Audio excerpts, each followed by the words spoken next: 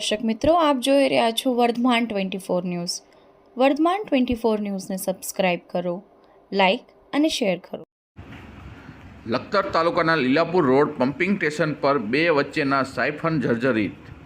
જીવન જોખમે પશુપાલક પોતાના પશુ લઈ, ખેડૂત પોતાના વાહન લઈ પસાર થઈ રહ્યા છે. લખતર તાલુકામાં નર્મદાની મુખ્ય કેનાલ ઉપર 3 પમ્પિંગ સ્ટેશન સાથે કેનાલ ઉપર કેનાલની એક બાજુથી બીજી બાજુ જવા માટે અનેક પુલ આવેલા છે.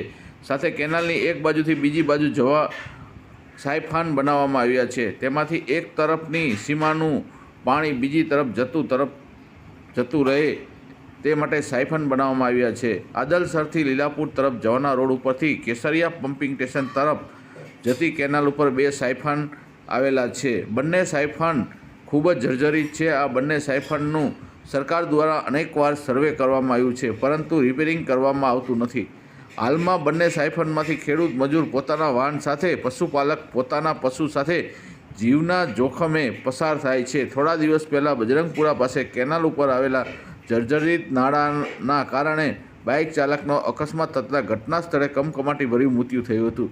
ત્યારે સરકાર દ્વારા આ સાયફન ઉપર અકસ્માત થશે પછી સાયફનનું પુલનું રિપેરિંગ કરવામાં આવશે. રિપોર્ટર વિજય જોશી, લખતર, વર્ધમાન 24 ન્યૂઝ.